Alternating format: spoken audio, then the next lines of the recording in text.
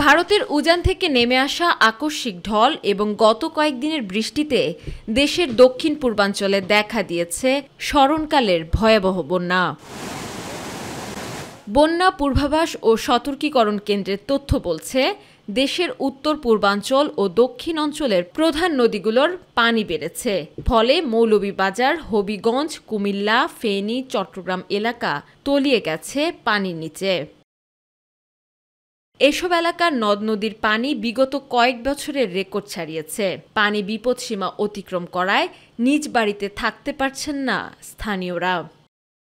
ভারী বৃষ্টিপাত কিছুটা কমে আসায় ২৪ থেকে ৪৮ ঘণ্টার মধ্যে বন্যা পরিস্থিতি স্বাভাবিক হতে পারে বলে জানিয়েছেন বন্যা পূর্বাভাস ও সতর্কীকরণ কেন্দ্রের নির্বাহী প্রকৌশলী সর্দার উদয় রায়হান।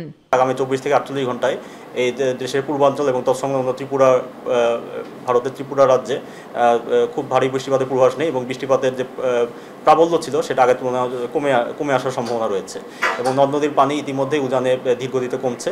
তো সামগ্রিকভাবে আমরা এর ফলে আশা করছি যে আগামী ২৪ ঘণ্টায় বন্যা পরিস্থিতি এসব অঞ্চলে বন্যা পরিস্থিতির উন্নতি হবে এবং যেহেতু এই নদীগুলো আকস্মিক বন্যাপ্রবণ নদী, সেহেতু পানি দ্রুত গতিতে হ্রাস পাওয়ার সম্ভাবনা রয়েছে এবং এর ফলে আগামী ৪৮ ঘণ্টার মধ্যে অনেক স্থানে, এই আক্রান্ত স্থানগুলোর অনেক স্থানে পানি বিপদসীমার নিচে নেমে আসতে পারে।